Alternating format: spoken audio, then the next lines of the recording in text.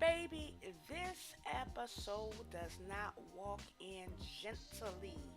It busts in the door like the landlord with an eviction notice. The way these masked men kick in that Vietnamese plug's door, they didn't even hesitate, didn't even let him breathe. The moment he looked up, they already had the gun in his face. And as soon as he flinched, it was boom, baby, and lights was out. You heard. But what made my jaw damn near fall off the floor was when the camera slid over and revealed Marvin behind the gun. Because when you see Marvin moving silent like this means that Rock is playing chess, not checkers and not spades, but chess. And this was a clean, efficient, and very intentional move. By the time that man's body hit the floor, I already knew what Raquel was doing. This wasn't about revenge. This wasn't even personal. This was economic strategy because last episode they pieced together how Unique had quietly linked up with the Vietnamese pipeline behind Raquel's back. Now, meanwhile, Raquel's shipment is on a whole month delay. She had no product in the streets. And a queen pen without product? That is a woman whose empire is dying by the minute. So, what does she do? She makes sure if her team's starving, Unique team starving too. She cuts off his supply, his oxygen, his momentum, and any little advantage that nigga thought he had. This was Rock sending a message without sending a single word. Because she knows Unique is smart enough to figure out exactly who did this. And she wants him to figure it out. She wants him angry. She wants him destabilized. She wants him reacting out of fear instead of strategy. And cutting off his plug wasn't just one move. It was the start of a whole long-term plan to keep him down until her shipment arrives. And for anybody asking, wasn't this too risky? Baby, risk is the currency Raquel Thomas deals in daily. She lives in risk the way we live in oxygen. This is Rock at her most dangerous, okay? She's calculated, she's composed, and completely unapologetic.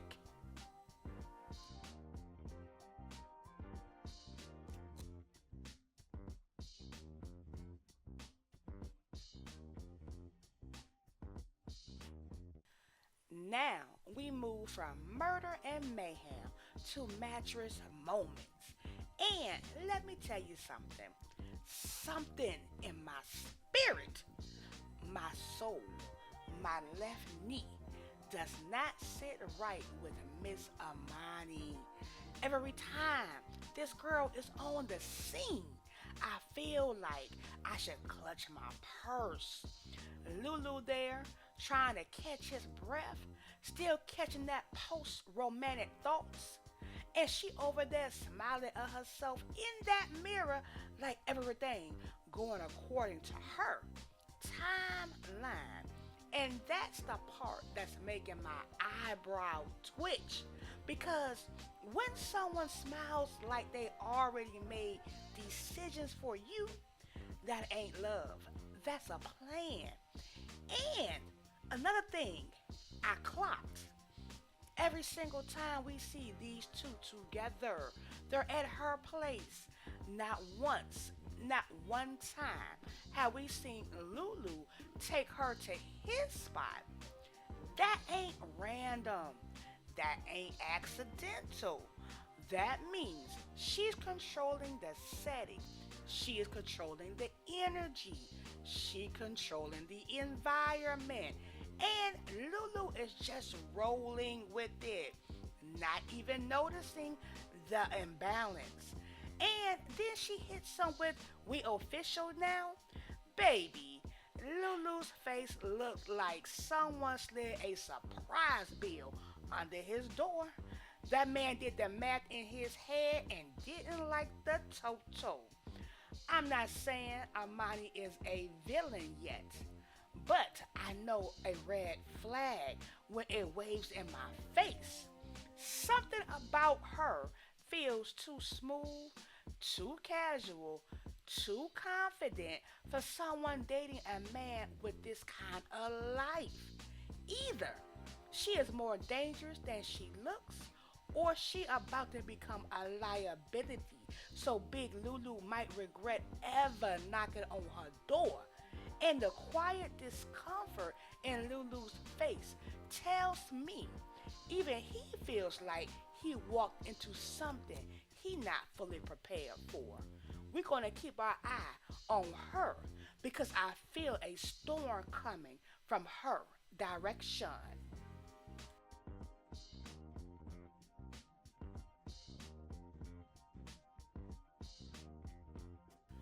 This scene right here, baby, it had me laughing, sighing, shaking my head, and praying all at the same time.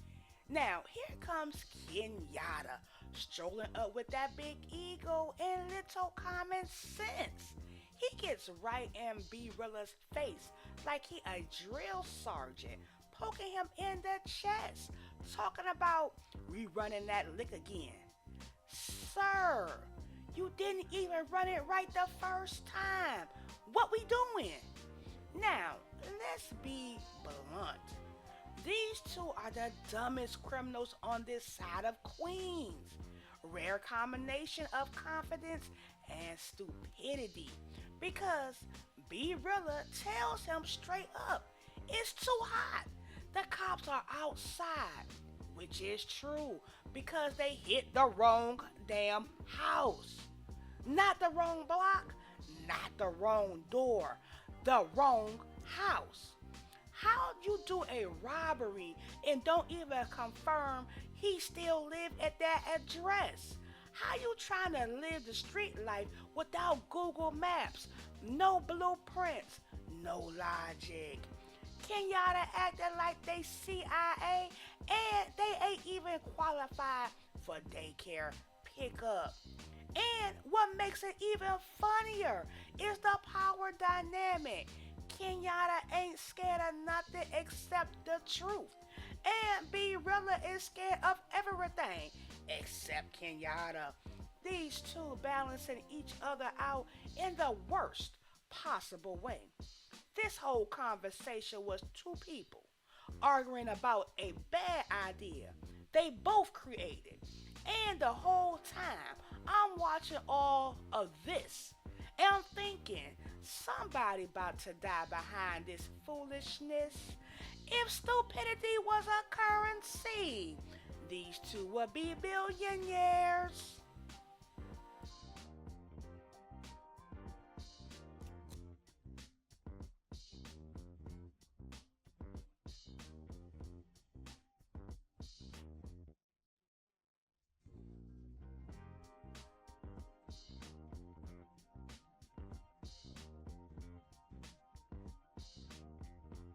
Now, this scene right here is why Raquel Thomas is queen. She sits in that car so still, so quiet, so focused. She might as well be a sniper. She ain't breathing heavy. She ain't blinking. She ain't nervous. She's watching, studying Unique's movements like he a lab rat in a maze. And when she sees him walk into that old tailor shop, the same spot he used when he was trying to pretend he was clean, her face said, "Got you, stupid." And here's what I love about Rock. She never reacts out loud. never jumps to conclusion, never rushes into motion. She processes everything silently because she understands information is more powerful than bullets. Unique using the tailor shop again tells Unique exactly how confident he feels, exactly where he thinks he's safe, exactly where she can hit him if she needs to. This is surveillance mixed with pride, mixed with curiosity, and Rock soaks it all in.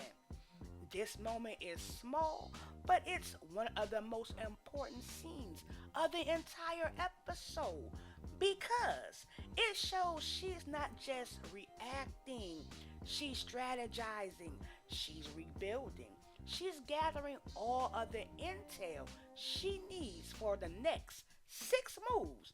And Unique, bless his heart, has no idea he's being monitored with love, hate, and business all in one breath. Rock sees everything, and if Rock sees it, she will use it.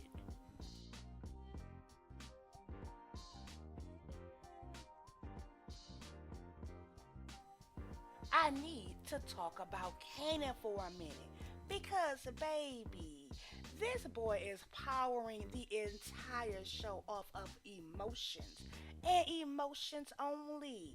He sits next to Jukebox, looking like his whole world collapsed, and then he has the audacity, the nerve, the absolute gall to say he thinks his mama killed Famous.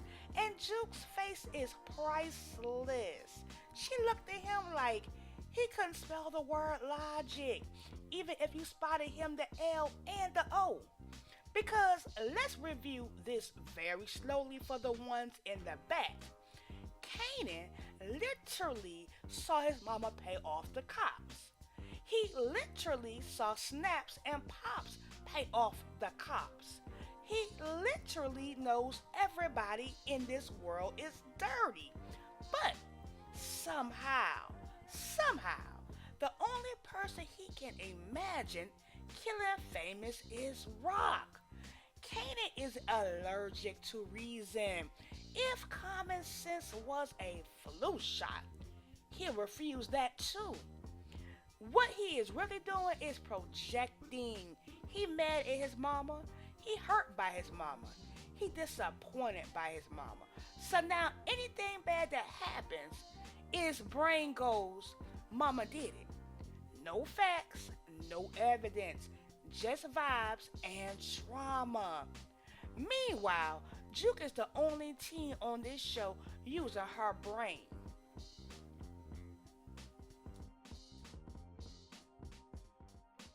Meanwhile, we got OC in the tailor shop waiting on Unique like the gates of hell has opened up behind him. Now this boy is sweating like he ran a marathon in a sauna. He pacing, stumbling over his words, looking everywhere except at the man he's talking to. And then we got Unique standing there, staring at him like he already imagining where the body's going. The panic is coming off OC in waves. He talking too fast, too loud, too sloppy, which is exactly how you get yourself killed in this world. And the moment I saw them Trenton dudes exchange that little look in the background, I knew, they knew, that we all knew it was over for OC before he even walked in that door. But then OC finally spits out the truth. He the one robbed Kanan. Not because he beefing with him, not because he wild and reckless, but because he needed that money to give to Unique so Unique could re-up. Now baby, the math just math. Everything clicked. Rock wasn't just hitting that Vietnamese plug out of spite. She hit him because this is the link. This is the flow. This is why Unique was still moving around. like he thought he had connections. And OC confirms he's the little runner delivering money to Unique. And right when he began to beg Unique to help him leave town, the Trenton boy walks in and says the plug just got hit. At that moment, Unique didn't even need no detective. He already knew Rock had made her move. And the part that sent me to the Lord and to the glory is when OC was in mid sentence, mid plea, mid panic, and Unique just calmly turns around and pop him, deletes him like an old file. It was the no hesitation, no build up, no monologue. He just handles it. Everybody in the room jumped like fireworks, went off under their chairs because even they weren't expecting that level of coldness. Unique didn't kill OC because he was mad. He killed OC because he was now useless now. Liability, a loose end. And in this world, loose ends get cut before they strangle you. Clean, quick, ugly, just over.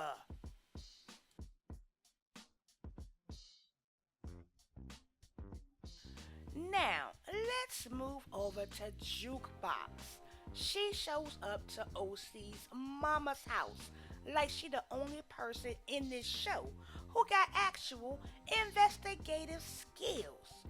But the moment that door opens and we see OC's grimy, greasy, and I mean raggedy ass older brother standing there like he's God's gift to women, baby, I already knew he was about to try something dumb.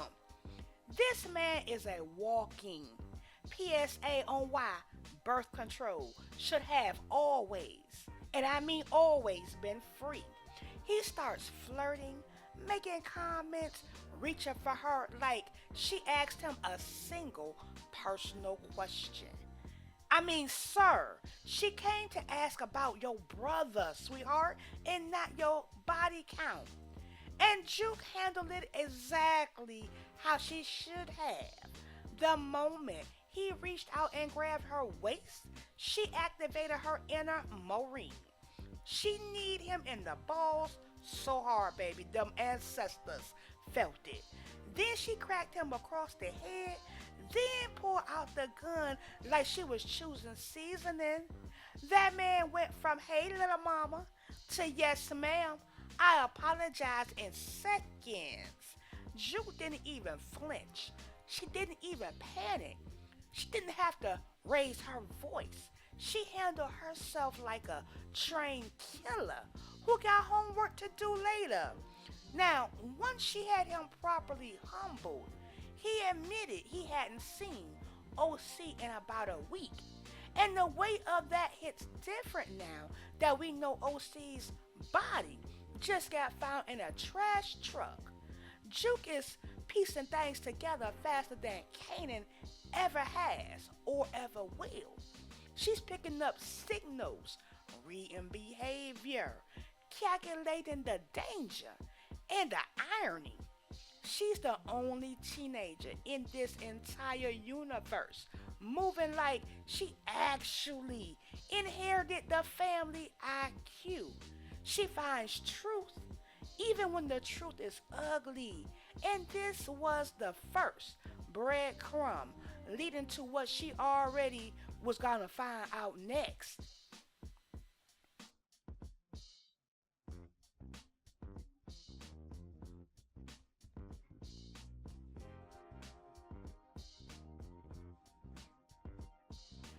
OC wasn't just found dead.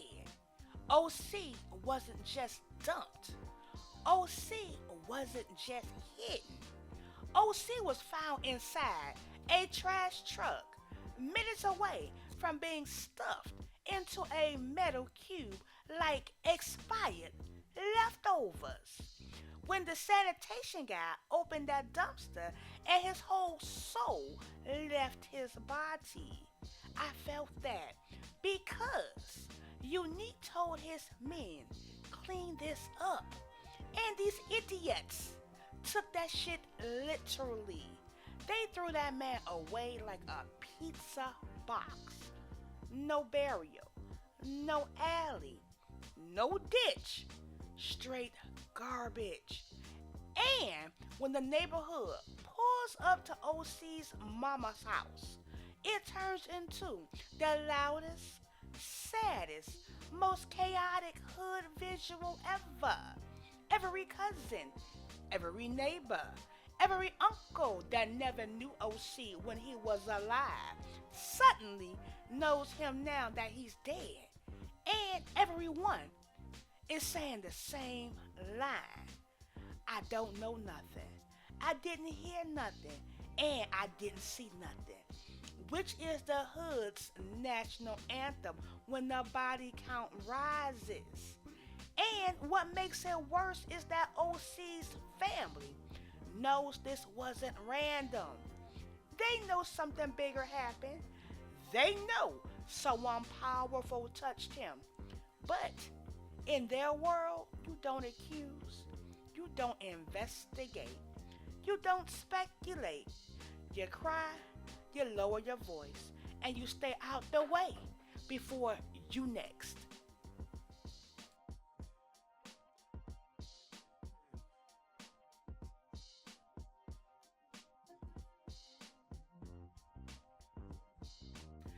This scene right here is masterful manipulation.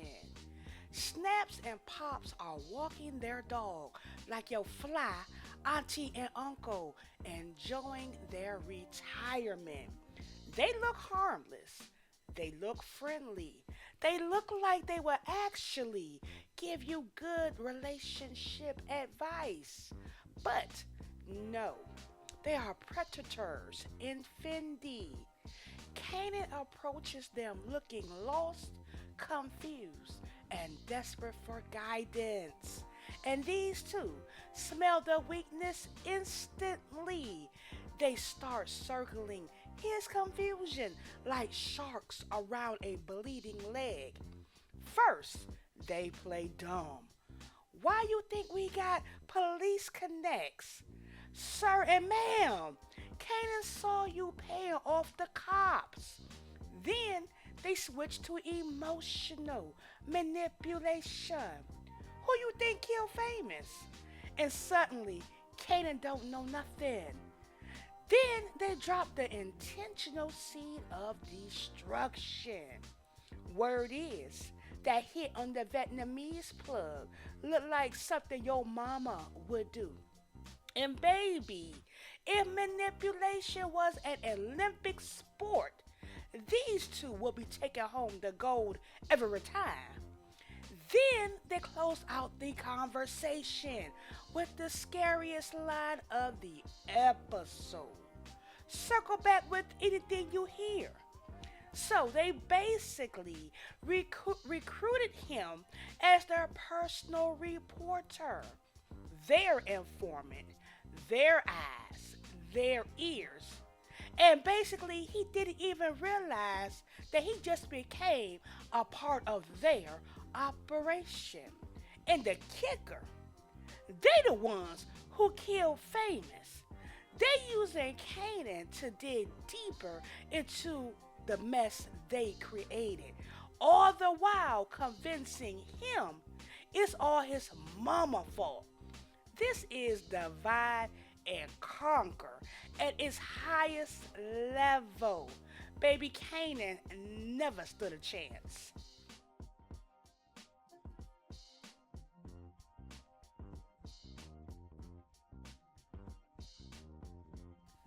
Now, let's go ahead and jump over to the sit down between Stefano, Raquel, and Marvin.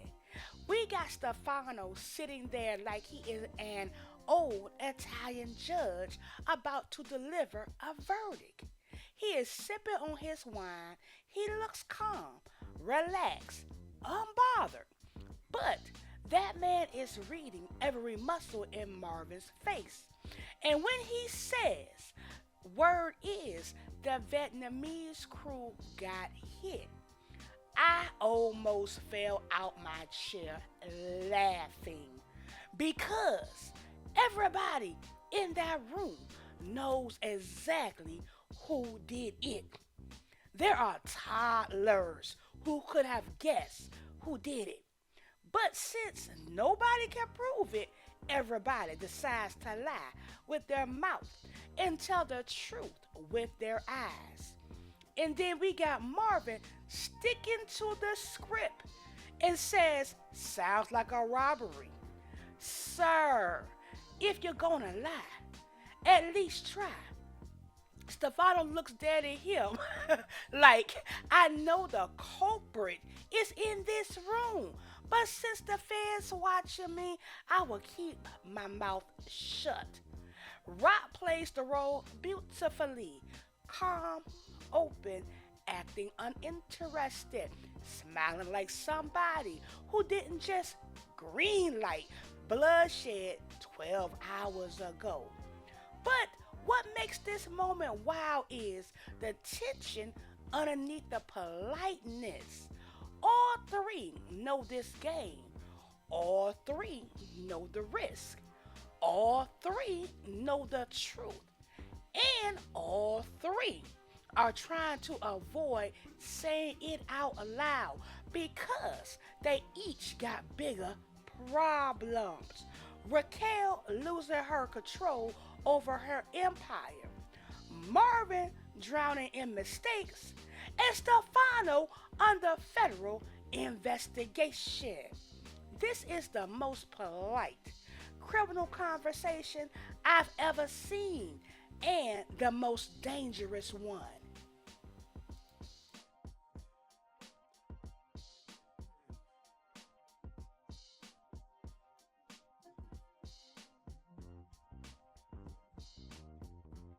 So let's go ahead and move over to the scene between Stefano and Marvin. And this scene right here is the scene where the fear jumps into Marvin's body like the Holy Ghost. Stefano leans in and says, have you heard anything about my friend from Howard Beach? Sweetheart, my stomach dropped for Marvin because we know exactly who did it. Easy's cousin. And we know exactly who greenlit it. Marvin. And we know Stefano don't care about justice. Stefano cares about message. The way Stefano talks is terrifying because he didn't raise his voice. He didn't threaten loudly. He spoke softly, which means he is actually angrier. He says, when I find out who did it, they getting what's coming.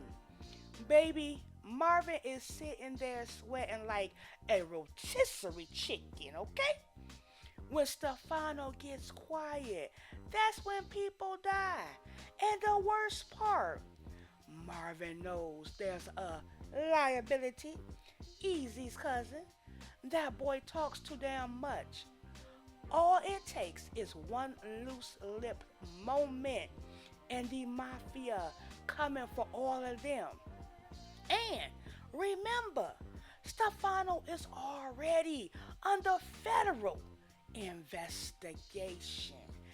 That means he is extra careful, extra paranoid, and extra dangerous.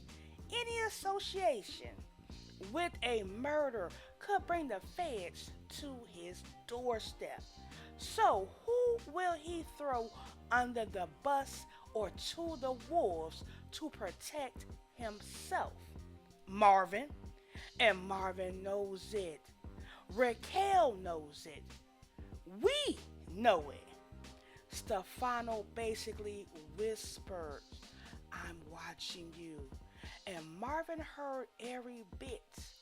of the message.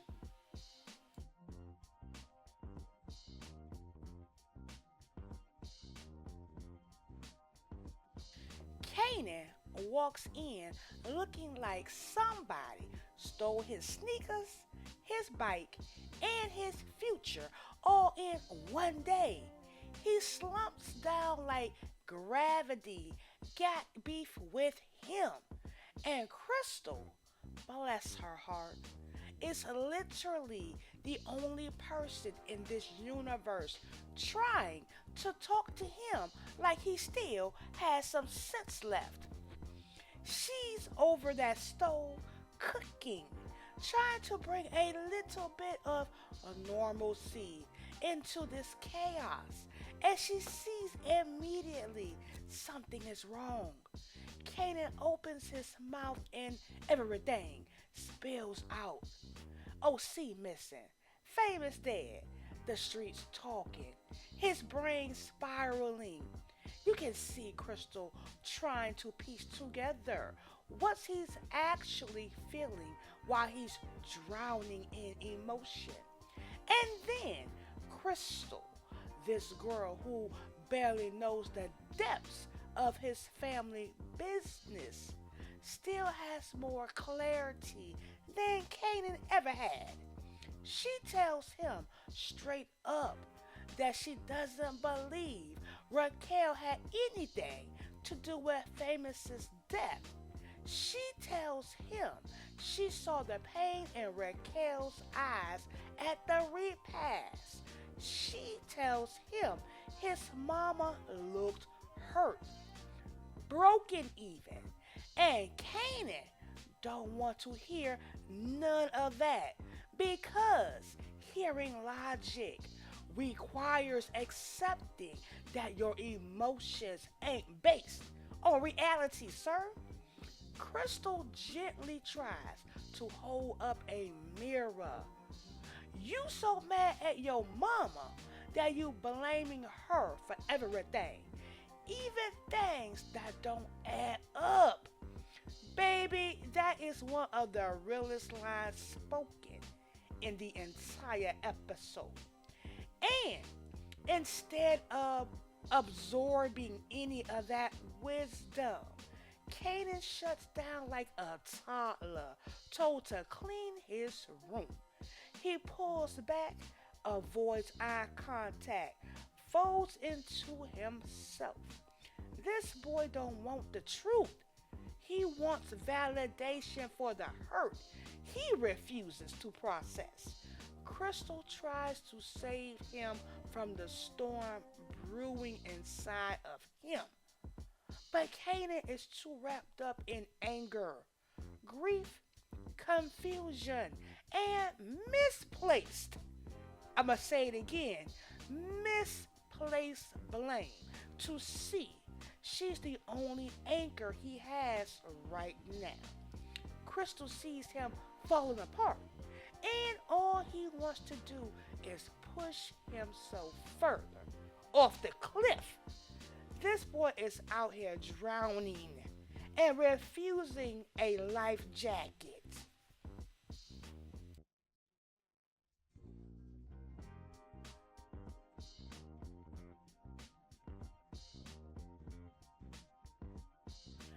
Crystal walking into Raquel's house. Baby, now that took courage, foolishness, or the Holy Spirit because anybody else would have taken one look at Raquel and said, never mind, I'll text her. But Crystal comes in because she sees Kanan spiraling and realizes he is one step away from doing something irreversible. So Crystal tries to talk to Raquel the same way she talked to Kanan. Calmly, logically, respectfully. She says, look, he hurting, he's spiraling, he not thinking straight. And Raquel gives her that trademark Raquel answer. What you want me to do? He grown. That's when Crystal snaps. She stops being gentle and becomes honest because Raquel is giving her the same deflection she gives everybody when she don't want to accept responsibility for the damage she caused. And Crystal hits her with that line that rearranged the oxygen in the room. That's the same thing my mama used to say when she didn't want to take accountability. The way Rock froze. Woo child. Because that line did not come from a place of shade. It came from lived experience. It came from a girl who knows the damage of a mother who refuses to own what she caused. And Raquel, who prides herself on control, who prides herself on being 10 steps ahead, who prides herself on being the strongest in the room, had nothing to say. Crystal slides that truth across the table smoothly, directly, and fearlessly. That all Rock could do was sit there and swallow it. Crystal didn't come to fight, she came to tell the truth. And deep down, baby, Rock knows she needed to hear it.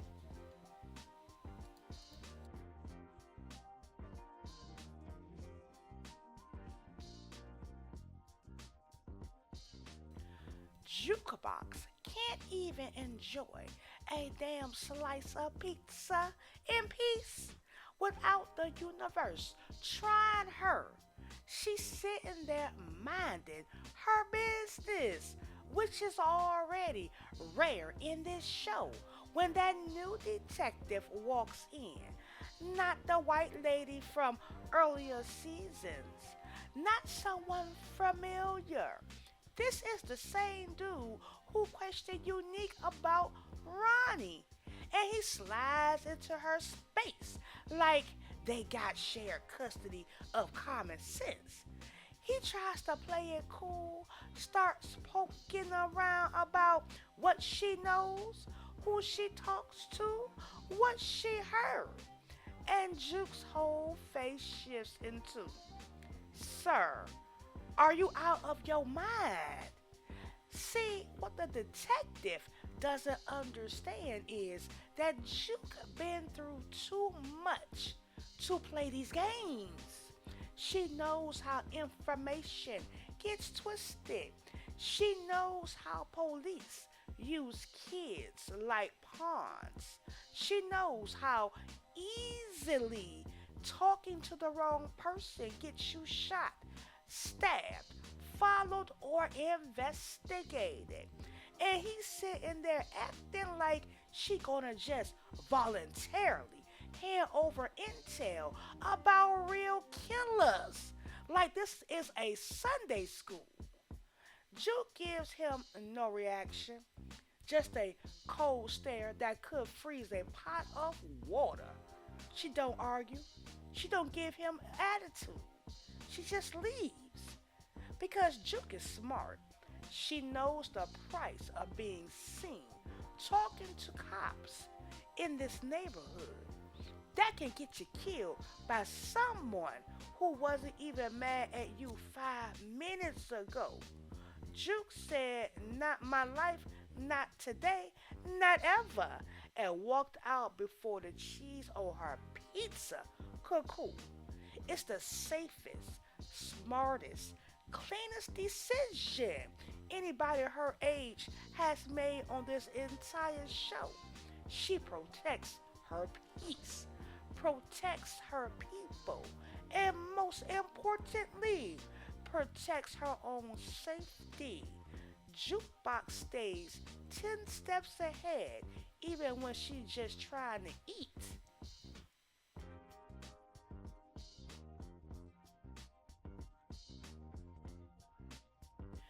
This scene is quiet, but it is dangerously loud in meaning.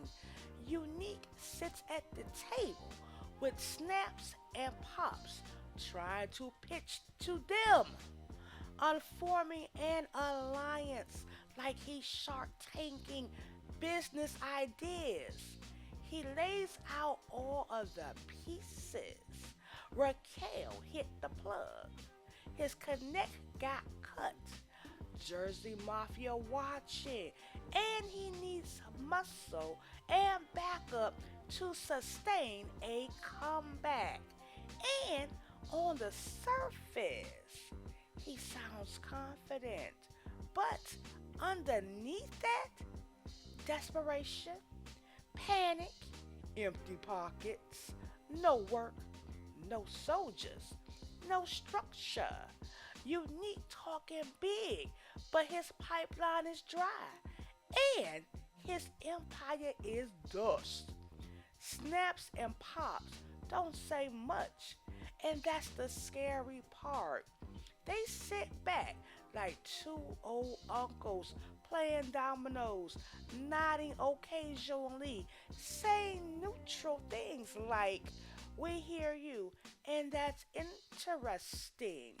But behind those wrinkles and flat tones is calculation. They are reading Unique's entire situation in 20 seconds. They know he has no supply. They know he has no leverage. They know aligning with him don't benefit them at all.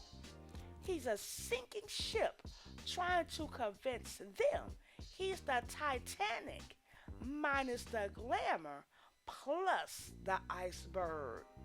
And instead of telling him flat out, they let him leave with false hope, which is more dangerous. They want him to think they are considering it so that they can monitor him, manipulate him, and position him where they need him. Unique leaves thinking he made progress, but he don't realize these old heads played him like a jazz record. Cool, calm, smooth, and quiet. Unique is used to loud enemies. He don't know how to fight subtle devils yet. And snaps and pops, they are the soft-spoken devils of Southside.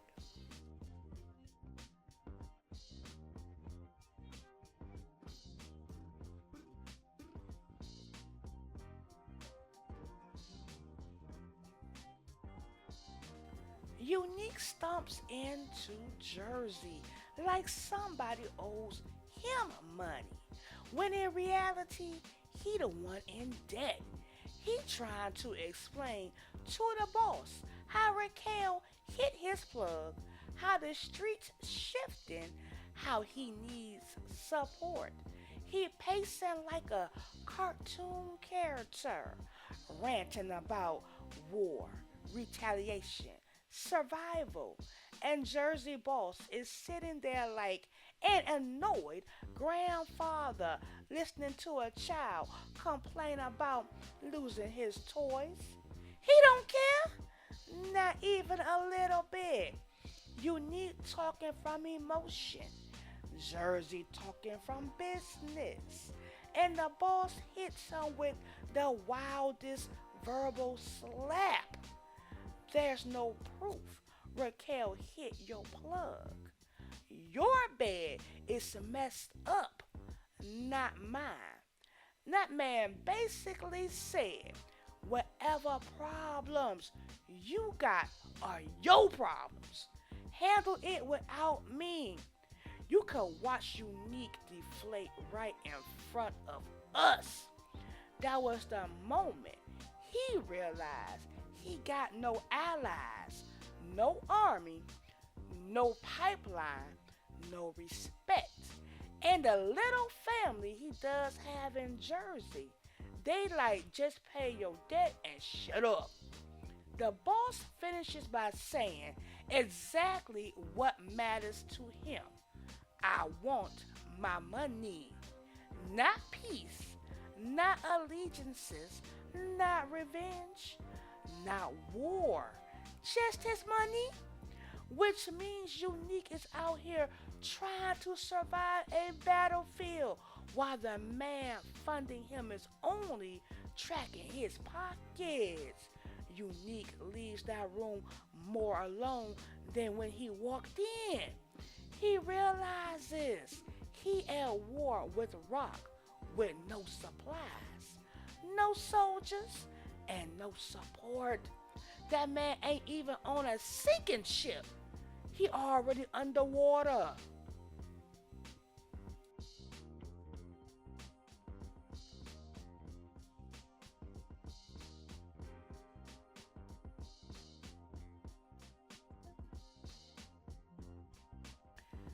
Listen, B Rilla came clean like a child, terrified of getting his ass whooped. He pacing the studio like the floor is lava, hands shaking, breathing hard, looking like he might faint at any moment. Lulu is standing there calm but irritated, looking at him like, spit it out before I lose my patience. And when B Rilla finally breaks, everything spills out of him like a bad plumbing job. The lick, the wrong house, the panic, Kenyatta, and every stupid decision he made over the last 48 hours pours out like confessions at church. And the entire time, Lulu just stands there, watching him like a teacher grading a failing student. He don't interrupt, he don't react. He just confirms every bad instinct B Rilla already has. You messed up. You dragged me into this. You didn't think. When Lulu finally talks, it's with the deadly calm. Only uses when he's 1 inch away from violence. Your problem is now my problem. That is one of the scariest things Lulu could ever say. Because when Lulu takes ownership of a problem, somebody ends up dead. That's not speculation, that's history. And you can see the guilt take over B Rilla's entire body. He looks like a little boy who just confessed that he broke the neighbor's window and knows damn well his mama can't afford to pay for it. He starts apologizing, rambling again, panicking again. But it don't matter. Lulu has already started calculating, already started assessing, already started planning next steps. When Lulu says your drama is now his drama, you are officially praying for whoever on the other end of that equation. And Kenyatta, yeah, he just got placed on the wrong list.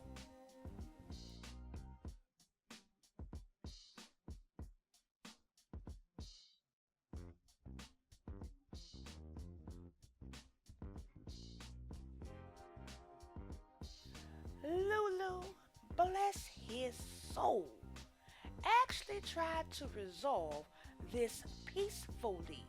And that right there shows the growth he's been wrestling with.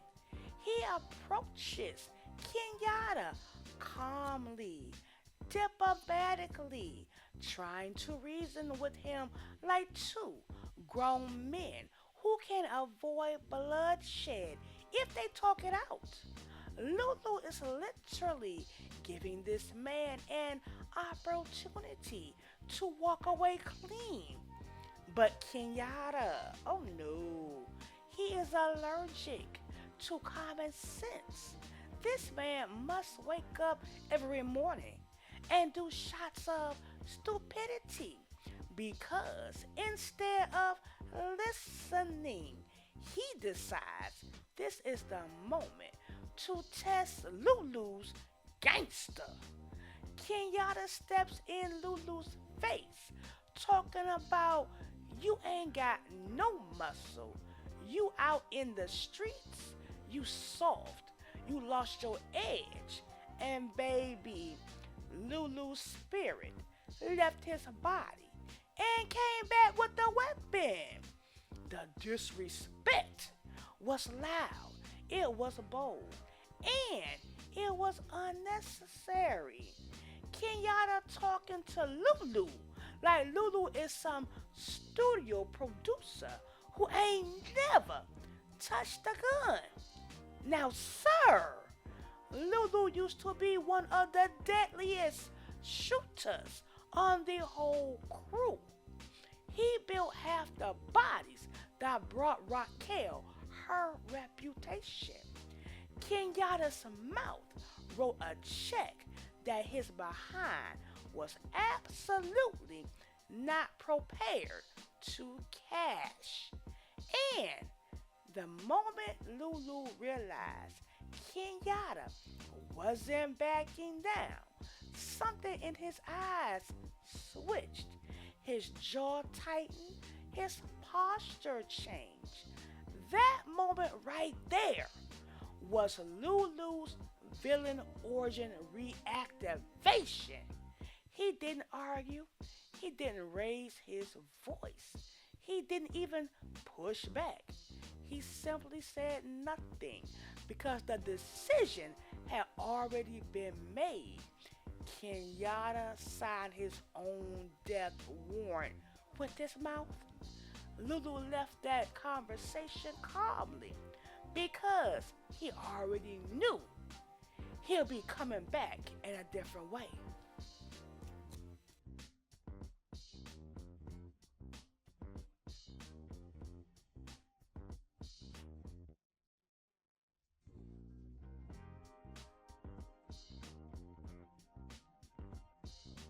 Now, Lulu and B Rilla walk back into the studio like two men with a storm brewing between them.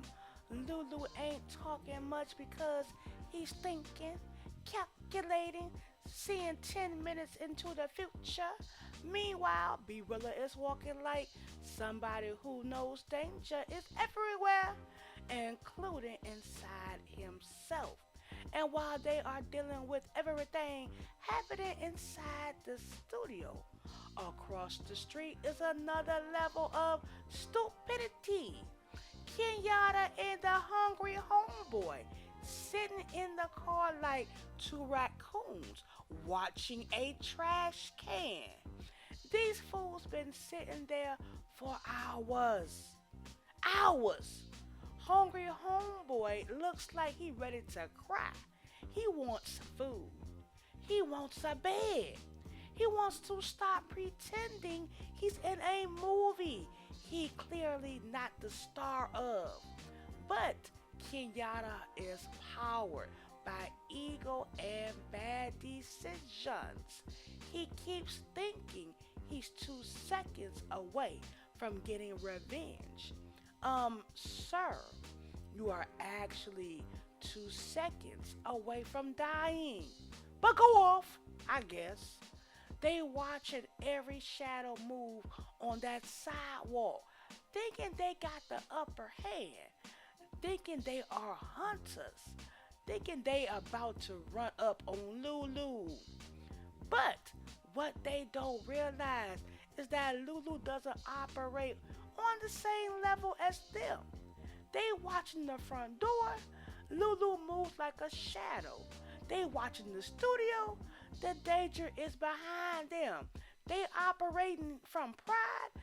Lulu operating from precision. This whole stakeout looked like two kids pretending to be criminals. And Lulu is an actual train killer. Kenyatta thinks he's plotting, but Lulu, Lulu already planned the ending to this scene before he even walked indoors.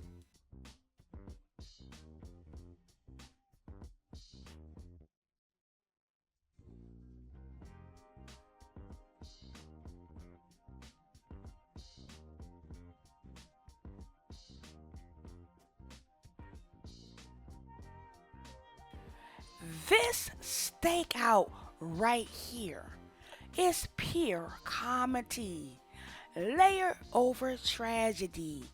Kenyatta and his hungry partner been posted up for hours, like two pigeons waiting for leftover scraps. Hungry homeboy is done. His stomach yelling louder than his thoughts.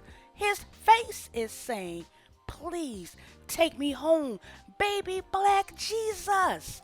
But Kenyatta refuses to leave because he's convinced Lulu is about to walk out so he can get his revenge. Meanwhile, he got the wrong target, the wrong plan, the wrong mindset, and the wrong snack plan because they have no food. Their back and forth in that car is the most unserious criminal setup I've ever seen. Kenyatta thinks he is the strategic mastermind, but all he is doing is waiting to get murked. Hungry homeboy tries to logic with him. Like, bro, let's just come back. And Kenyatta hits him with garbage like, no, we staying. Staying for what? Lulu ain't scared of y'all. Lulu ain't thinking about y'all. Lulu ain't even going to come out the front door. These men out here doing a stakeout like they in a cartoon. And the second they finally see movement outside the studio, they perk up like they just got a second round of life. Hungry homeboy forgets he hungry. Kenyatta forgets he's stupid. They both think this is their moment of action. But what they don't realize is this. Anytime you think you have the upper hand on Lulu, you do not. You are about to meet baby black Jesus. They excited because they think the window of opportunity open. But really, the window opened so Lulu could tap on it.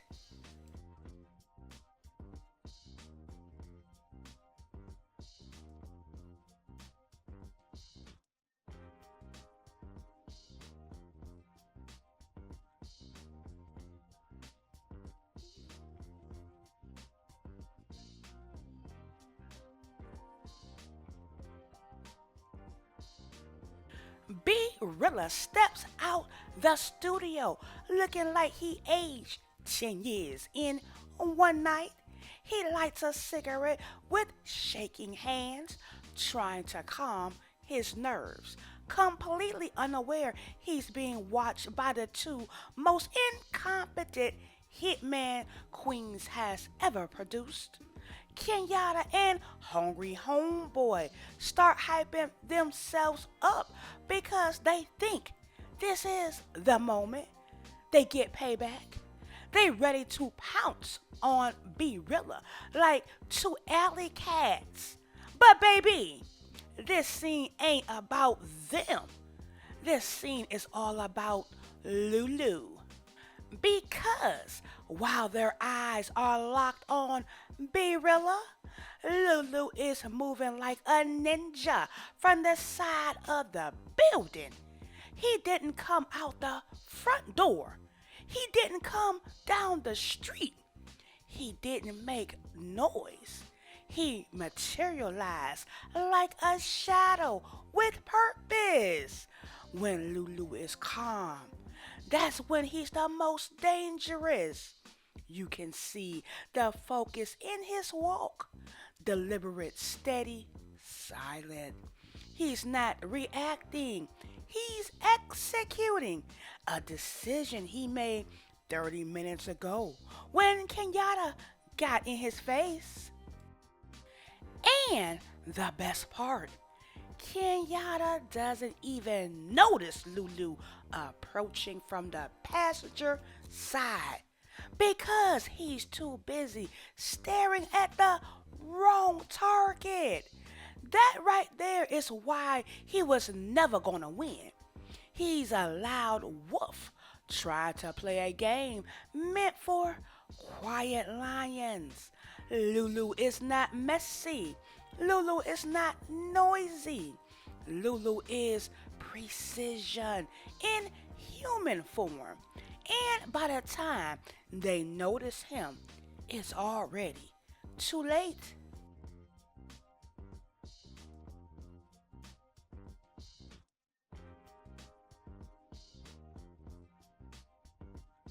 This right here, this is the moment Lulu officially came out of retirement when he tapped on that window. Tap, tap, like he was asking if they wanted Girl Scout cookies. Baby, that is one of the coldest scenes this show has ever done. Kenyatta turns his head confused like, who knocking? And Lulu already has the gun raised. No words, no warnings, no speeches, just pure, distilled efficiency. Pop, pop. Both of them gone before the echo even fades. The way Lulu handled this was different. There was no anger in his eyes, no adrenaline, no shaking hands. It was calm, controlled, almost peaceful, like he was doing something he's built for. Like this was muscle memory. This was the old Lulu resurfacing. The Lulu who used to be Rock's deadliest weapon. The Lulu who used to solve problems silently. The Lulu who used to make bodies disappear without losing sleep. And what makes the moment even more powerful is Lulu's face afterward. He didn't look shocked. He didn't look scared. He didn't even look guilty.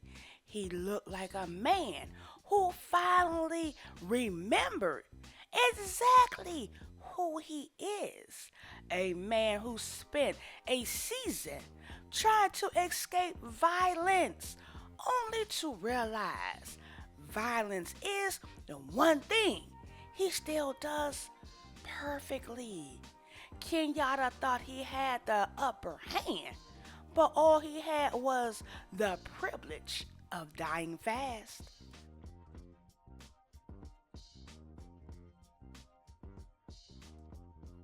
Raquel and Marvin walk out of the Arab Plug's apartment like they finally got their soul back. This is the first time in episodes that we see Raquel genuinely smile. Not the political smile, not the poker face smirk.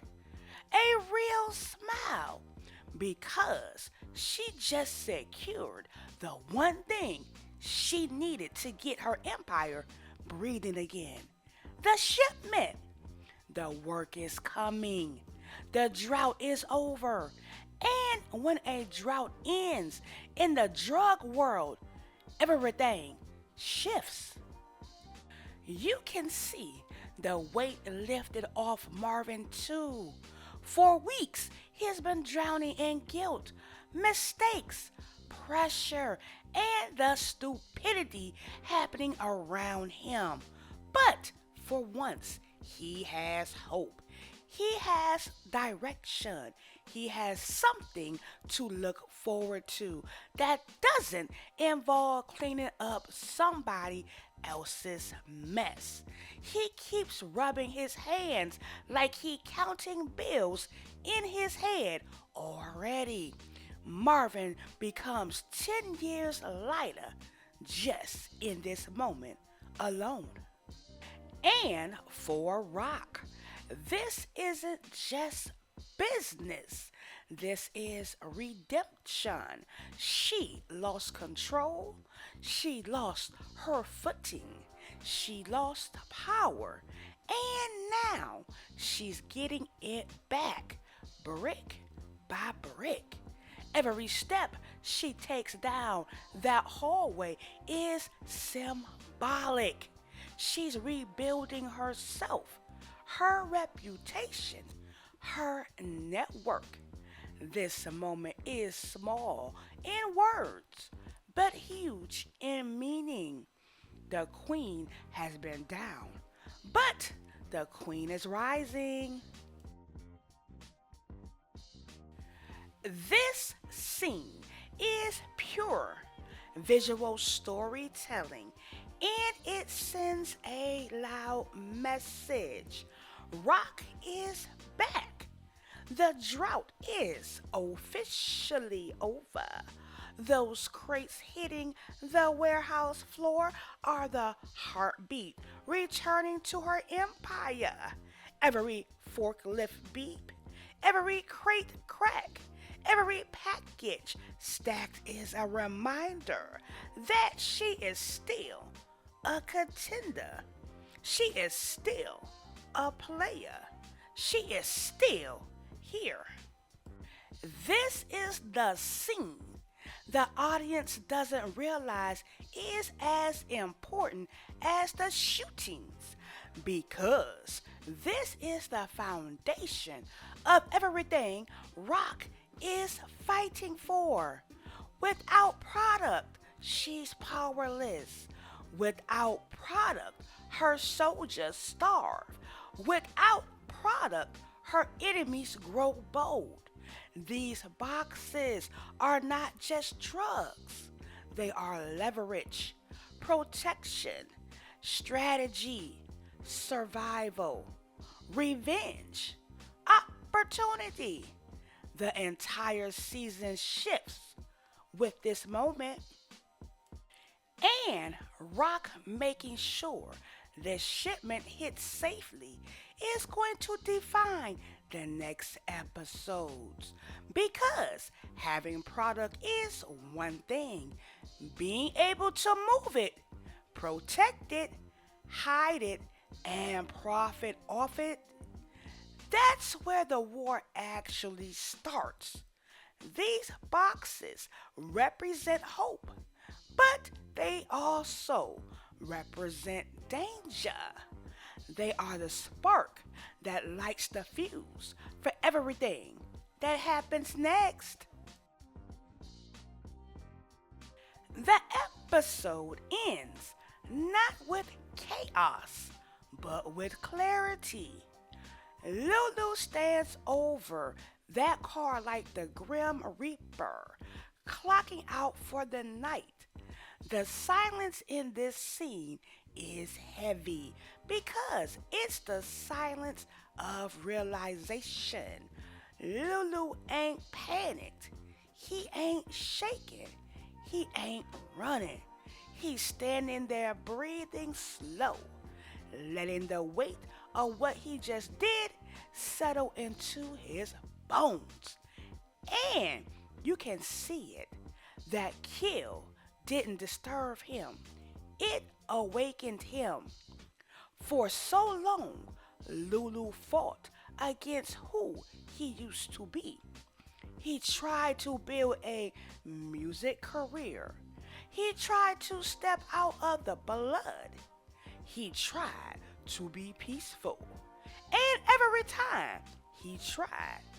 The streets dragged him back.